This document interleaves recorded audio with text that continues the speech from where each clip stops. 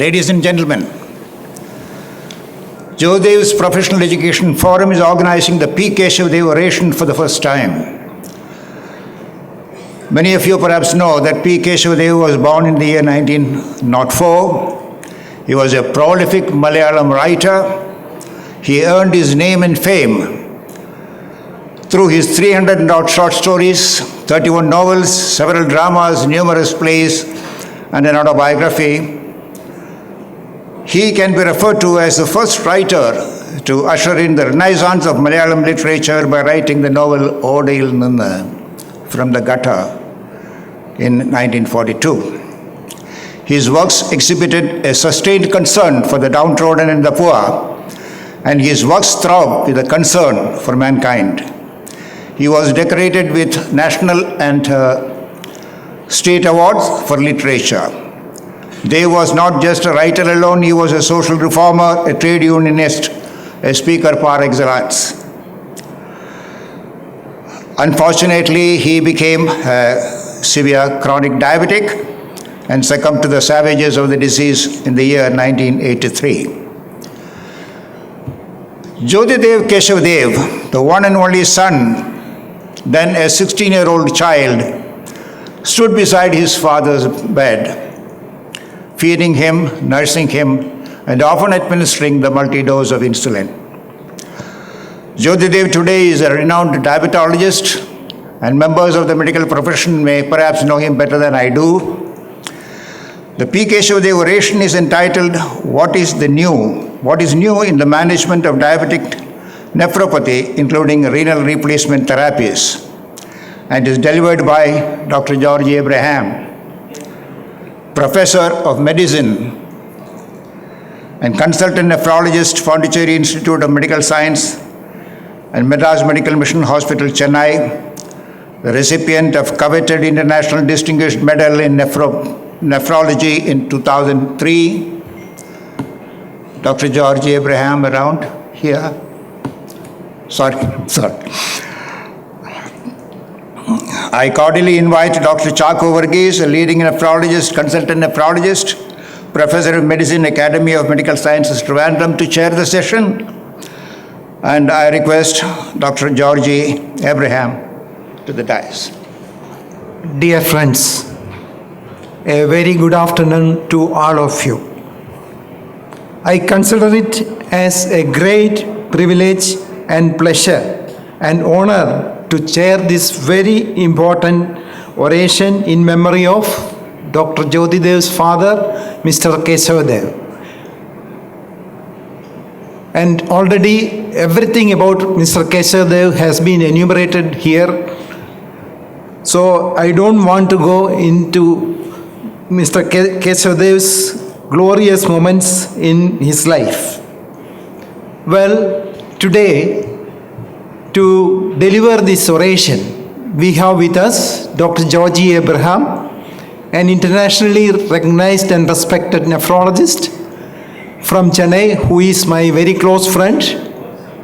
And whenever I think of Georgi, he is well known for two things. The first place, when he came back from Canada, he popularized the CAPD, chronic ambulatory peritoneal dialysis program for end-stage renal disease patients in India, which is catering now for more than 10,000 people in India. And in the second place, he started the MRCP PACES program in India for the fresh MBBS graduates. With these few words, may I request Dr. Georgi Abraham to deliver his oration on diabetic nephropathy, what is new in diabetic nephropathy, including renal replacement therapy. Dr. Georgi, please. Respected Chairperson Dr. Chacko is my close friend, distinguished colleagues, good afternoon. At the outset, I want to thank Dr. Jyotidev and his team for this wonderful invitation. It's a matter of great pride, and I cherish this occasion to share more than 3.5 decades of taking care of patients with kidney disease in 5 continents in the world. I was fortunate to work in different countries. And basically, let me move on to the next one. P. Kesavadev. when I was studying in Marivanius College, both of us studied in 1966 to 68, and well-known person. So I'm just going to have what is written about him. And he was a novelist and social reformer of Kerala state, remembered for his speeches, autobiographies, novels, dramas, short stories, and films. First writer to usher in the renaissance in Malayalam literature. Wherever I go and speak, I try to speak in Malayalam because there is a tendency in Kerala that everywhere we speak in English, but we forget about our language, Malayalam, which we were taught. And a prolific writer, written novels, short stories, and plays which bring out the powerful social critics. So he has spread the knowledge. When you spread the knowledge, you see God in all. He portrayed that. And his son, Dr. Jyotidev, and his wife Sunita, they are incredibly fantastic role models because they are doing, what is necessary for the country and for South Asia region. And I shall dwell on the following things: diabetic kidney disease in India, mechanism of diabetic kidney disease, conservative management, and renal replacement therapy. There is a lot of work going on both at the clinical level and at the basic research level to find out what can be done best to improve the diabetic kidney disease outcome and thereby to improve the quality of life and to save lives. We are all working, I have my colleagues, nephrologists sitting in this, and we are all working tirelessly to see that what the best could be done through communicating and connecting with each other in the country and in the South Asian region. This shows the chronic kidney disease registry of India, which we were all part from a database of 63,000 people, and diabetic nephropathy was the diagnosis in 31% of the population. And as you can see that, the graph on the right-hand side, majority of the people were male and females were less. At the same time, the monthly income of 41% of these chronic kidney disease patients were less than 5,000 rupees.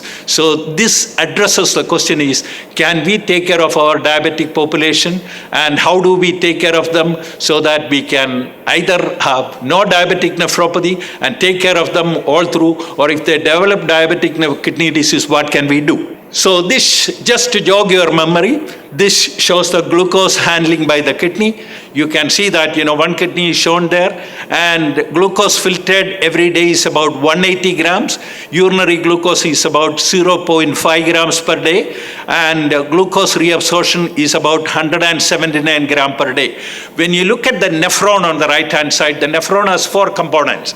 You have a blood vessel, you have a glomerulus, you have tubules, and you have interstitium.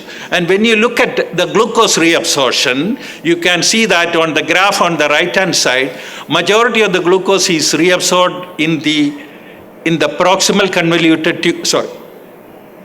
majority of the glucose is reabsorbed in the proximal convoluted tubule using glucose sodium transporters. You can see that the transporter 2 is the predominant one and less by the transporter 1. So this has to be kept in mind when you deal with, even at the undergraduate level or at the postgraduate level, when you deal with diabetic kidney disease. So the next slide depicts some of this, that pre-diabetes as a precursor to diabetic kidney disease. You do diet and exercise. We already heard an excellent review of what is happening in Maldives, and I have also been to that country, and body weight or obesity is an issue. Diet and exercise so that you can reduce the chronic hyperglycemia. Then you have SGLT2 and SGLT1 which reabsorb the glucose, and the next one is renin-angiotensin system. So if you start blocking all these, you can reduce chronic hyperglycemia. You can reduce thereby the proximal tubular hypertrophy because we are going to block the SGLT2 and SGLT1. So proximal tubular reabsorption of sodium and glucose is reduced, because we also know that one of the reasons for developing hypertension and complications of diabetes is increased reabsorption of sodium and glucose in the proximal tubule, and thereby decrease sodium delivery to the macula densa, and by RAS inhibition you can reduce the glomerular pressure and thereby alter the hemodynamic in such a way so that you don't produce hyperfiltration. So this should be kept in mind. As Professor Sheshaya said, it starts in the fetus. Fetus can only handle 110 milligram of glucose at the level, and I don't know how far developed is the SGLT2 and SGLT1 in the fetus. We have no data about that. So as we move forward, the risk factors for diabetic kidney disease are non-modifiable, because in Kidney International 2016 February, there is a study done by Jiang who looked at 3,991 people looking at the single nucleotide polymorphism, and he identified 2 from a group of 25 in diabetic patients, and he found that 19.7% of them had rapid decline in renal function, and those people had this particular nucleotide polymorphism. And thereby, what is rapid? When the fall in the GFR is more than 1 ml per minute per month, or fall in the GFR is more than 4%. So he said that, okay, there are 2 single nucleotide polymorphism which are important, which was written as a review article in Kidney International.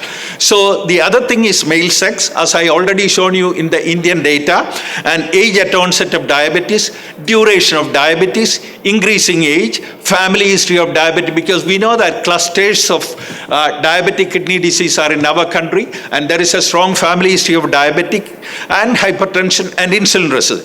Modifiable, as we said about our friend from Maldives said, poor glycemic control, hypertension, lipid abnormalities, smoking, metabolic syndrome, insulin resistance, low-grade inflammation, endotoxins, advanced glycation end products, low intensity of physical activity, and increased salt intake.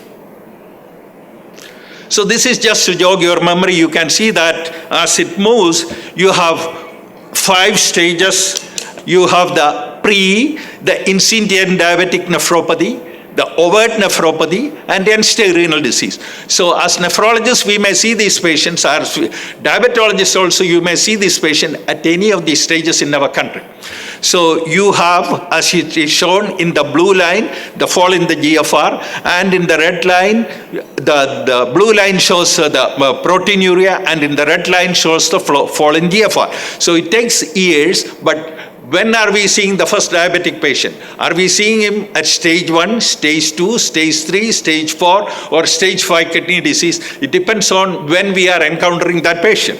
So this just shows you the mechanism of proteinuria. As I said, there are 4 compartments: the blood vessel, the glomerulus, the tubule, and interstitium. So podocyte is the one which retains the protein in the blood. When there is podocyte injury, which is seen commonly in all sorts of glomerular disease, you will see proteinuria. So podocyte injury is one of the early factors, and then you have tubular injury as the protein goes through the tubule. Then you have blood vessels affected because of the diabetic changes, both afferent and efferent arterioles, and as time goes on, you will have interstitial injury. So can we do something about all these things? Can we protect the podocyte? Research is going on. Can we protect the tubule? Research is going on. Can we prevent the fibrosis in the interstitium? Research is going on. And can we do something to the blood vessels so that they don't get thickened? So this is what basically it is. So proteinuria, there is no biomarker for diabetic kidney disease because it is a podocyte which is leaking. So we are trying to find out a biomarker, but I am not sure whether we would be able to succeed in that. So finally, what will happen is end-stage renal failure, as shown in this, and sclerosed kidney when you do a biopsy or when we see on the postmortem. Now, when you look at the diabetic kidney disease, I want you to look at the right side. So you have normal urine albumin excretion, you go into microalbuminuria, you develop clinical proteinuria and ESRD. Does everybody go through that? No, the answer is not. Because there is a subset of patients in India and abroad who do not go through this. It is shown on the right-hand side. They may go to end-stage renal failure, a small subset, without going through all these stages. So this should be kept in mind. Now the question is, who are the people who do not have classical diabetic nephropathy? If there is a sudden increase in creatinine, if while using ACI or ARB, the rise in creatinine is more than 30%, an active urine sediment, sudden onset of nephrotic syndrome, and these are all indication. If there is no retinopathy, that I don't consider, because we know that it is low in the list that, you have to see retinopathy in every diabetic nephropathy. So these are the people who would require probably an additional intervention by a nephrologist to see that is there a core disease, because we see that every day in my practice. We do biopsies right and left. One of the largest centers doing biopsies and biopsy data in our country, other than CMC Vellore, is ours. We do that. We see that every day. Patients with diabetic presenting with non-classical features, we do the biopsy and we encounter a lot of lesions either in the glomerulus or in the blood vessel or in the tubular interstitium, which are not due to diabetic nephropathy, which can probably be treated. Now, this is one misconception among every physician's, cardiologist, endocrinologist. Oh, I have my creatinine is only 1 milligram. It very clearly says that at any glomerular filtration rate, GFR on the x-axis, there is considerable variation in the measured serum creatinine concentration. As GFR decreases to zero, to loss of all the kidney function to zero, serum creatinine increase in an exponential fashion, rending to double with each 50% decrease in GFR. So a 1 milligram of creatinine is not normal for every individual. Please take that in mind, because you may have significant kidney damage, functional damage with a 1 creatinine. So keep that in mind, hence use the estimated GFR. Now, this is the most important message I want to give you as any nephrologist. This cartoon shows the albuminuria and CKD stage. This is the platform on which we have to work. On the left, you have green, which is very low risk. You have yellow, moderate risk. You have orange, high risk, and red, very high risk. And when you look at A1, A2, and A3, normal albuminuria, moderate increase, and severe increase. And when you look at the left-hand side, you see the stages of chronic kidney disease.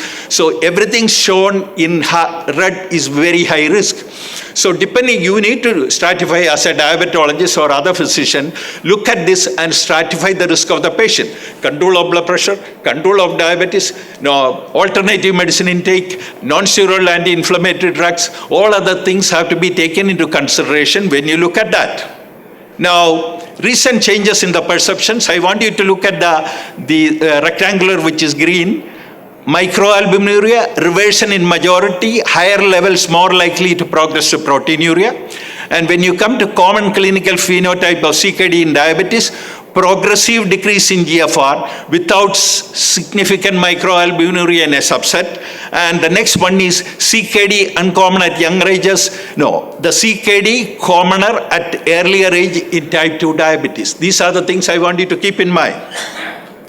So when you move forward, annual transition rates through stages of albuminuria in patients with type 2 diabetes. If you have no diabetes, on the right-hand side you have the death, and in between you have the microalbuminuria. So when you look at that, no nephropathy, the death rate is 1.4%, probably cardiovascular disease. As no nephropathy progress in 2% microalbuminuria, and the death rate increases to about 3%. And from microalbuminuria to macroalbuminuria, it is about 2.8% per year. The death rate increases to 4.6%. And when you go to a decrease in GFR with an increase in plasma creatinine, the death rate is 19.2. And I want you to look at the left-hand side. What are the reversible factors? Not every diabetic, the kidney disease is due to diabetes. There could be papillary necrosis producing an obstruction. There could be prostatic hypertrophy producing an obstruction, or a neuropathic bladder producing an obstruction. It could be an Ayurvedic drug which is producing an obstruction, or it could be non-steroidal. So you have to look at the reversible factors, and also look at the anemia. Anemia, you need oxygen to the kidney. Kidney is one organ which needs oxygen to do everything, especially the tubular function. So if you have significant anemia, you may have an issue with that. So reversible factors should always be looked at when you are dealing with a diabetic kidney disease. So this shows, if you look at that, the level of kidney function as a risk factor for ACS cardiovascular. We heard about atherosclerotic cardiovascular disease. As the GFR falls on the left-hand side, you can see that there is an increase in cardiovascular mortality when the GFR is normal. Now, this is something, I am going to discuss with you, share with you all our data, published and unpublished, because that's important for India to know that. So in our CCU, we had looked at the cardiorenal syndrome, and we had total number of patients admitted with 460. Diabetics were 278. Total number with AKI was 123. Among them, 90 were diabetics, and the mortality rate in cardiorenal syndrome was 31. All the patients who died were diabetic. So this very clearly shows you that in a patient who comes with cardiorenal syndrome, majority of them are diabetics, and they die because they have cardiac failure, they have arrhythmia, they have so many things in common. And they may be also a subset of patients we have lost because of severe hyperkalemia, metabolic acidosis, those who were taking metformin, and also hyperkalemia because they are both on RAS inhibitors and aldosterone inhibitors. So this is something I just want you have a CKD patient there, primary care provider, and he moves into the center. And he is being taken by a kidney specialist, a diabetic educator, a pharmacist, because you have to adjust the dosage of medications, and also advanced practitioner. Unfortunately, we don't have social workers except with Dr. Jyotidev, and a skilled dietitian is very important. In any nephrology unit, we have a society now in our country looking at nephronutrition. A skilled dietitian will give you the proper advice. It is not the nephrologist who is going to give the advice to the patient. So let's move. What is diet and lifestyle therapy for diabetic? Dietary protein intake is shown here, fat intake is shown here, saturated fat, and depending upon the stages it is given there. Stage 1 and 2, stage 3 and 4, what are the phosphorus intake, and about sodium and potassium intake. Salt intake, sodium should not exceed 2.5 grams. Now, this I have taken it from Nihal Thomas' textbook of diabetes. It is a busy slide, but it shows you that at the end of the day, whether you have a normal GFR, this is the one which I showed the earlier cartoon with green, yellow, red and risk. So normal GFR and decreasing GFR, and what should be the drug? Because we have only two drugs now. One is blood pressure control, ACE inhibitor or ARB. One hasn't been shown to be superior to the other. On the other side, you have to also take care of the diet, and depending upon the GFR, you have to take care of the patients. And DPP4 inhibitors and ARBs protect the kidney by different mechanisms. Now, this is the study. Now, you have to look at two studies. Accord study and the advanced study. The Accord study showed that you cannot improve the patient survival, whereas the advanced study showed that you can improve the patient survival. So where do we stand? So we don't have convincing data, whether strict diabetic control will prevent patients from developing end-stage renal failure and die. That's what the Accord study said, and the advanced study said that definitely yes. So when you look at that, you see this study shows that probably intensive glucose control may help you. And the next one is the Indian data, which shows that 41% of the patients do not follow up with diabetes within a year. They go from stage 1 to stage 2 to stage 3 to stage 5, and they come with pulmonary edema and myocardial infarction and heart failure. We have to take care of them. And when you go, and this is a very important, how to use the medications in diabetic control. You have seen the half moon there, what should be the hemoglobin A1C, and also you have seen the blood pressure control. Now we have the sprint study which came in, where they used the oscillometer in a closed room checking the blood pressure by a nurse, where they said that 120 by 80. Whereas when you use the mercury, you see that the blood pressure is little high. So I use both in my clinic, and I will write oscillometer and I will write mercury. Mercury will show a higher blood pressure. So the disadvantage of the sprint study was they were using oscillometer in the patient. So, but I feel that, no patient should have a systolic blood pressure more than 130 and a diastolic blood pressure of more than 80 in a diabetic with kidney disease. Now, when we go to this is the latest empagliflozin. It very clearly shows that empagliflozin may have a beneficial effect in slowing down the progression of kidney disease, as shown by the placebo and empagliflozin. Now, let me move on to the latter part, modalities of renal replacement therapy. We talked about everything what we can do in a diabetic kidney disease. Once they reach end stage 5 chronic kidney disease with a GFR less than 15 ml per minute, you have to choose. Are we going to save the life of the patient, say that go and die, or we have to choose the therapy as either hemodialysis or home peritoneal dialysis? Now, both has its advantages and disadvantages, but the best treatment is a renal transplantation. In our country, now people have started doing kidney pancreas transplantation. I don't have database on that, but better survival and quality of life. There is 73% reduced risk of death post-transplant compared with cohort in the waiting list. So when you look at the hemoglobin A1C, I want you to just look at that. It is shown for a normal person without diabetic patients without CKD and the diabetic patients on dialysis. So don't try to over-control the blood sugar looking at a hemoglobin A1C, because they will go into hypoglycemia. So this curve very clearly shows that in a patient with chronic kidney disease, the target could be somewhere 8, but those patients without kidney disease, you should have a lower target, as we were hearing all through this morning. Transplant provides this graph merely shows that when you look at the straight line and the dotted lines, that is dialysis, and the other one is transplant. Transplant provides the best quality of life in a selected diabetic with diabetic end-stage kidney failure. Now, this is peritoneal dialysis. This is our data published from Sanjay Gandhi Institute. When you look at the left-hand side, the graph, they haven't looked at the confounders. On the right-hand side, they have looked at the confounders between diabetics on peritoneal dialysis and the non-diabetics on peritoneal dialysis. And at the end of 40 months, the survival is almost same between diabetics and non-diabetics. Now let me show you this data. This is the one which we published in Oxford Journal. There's another article coming on a sub-analysis. When you looked at nearly, what were the cohort number? 897. Diabetics were 335. Non-diabetics were 565. There is no other data in this country rather than this data. Large data from 5 centers. We see that non-diabetics, hemodialysis, we haven't stratified them into rich people and middle income group and low income group. But we did that in the current article which is coming out. So non-diabetic, at the end of 6 years, the hemodialysis survival is about 28.6%, and diabetics a dismal 16.6%. So do you want this or you want a transplant? That's the best treatment.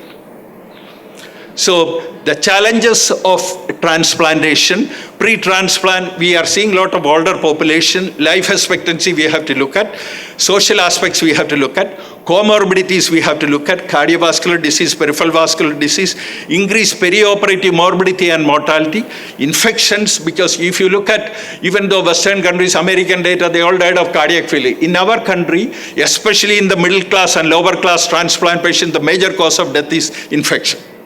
So you have to look at infections, including UTI, even VIPs, who have been transplanted on a biopsy, I have seen tuberculous granuloma in the kidney. So you have to be very careful about that.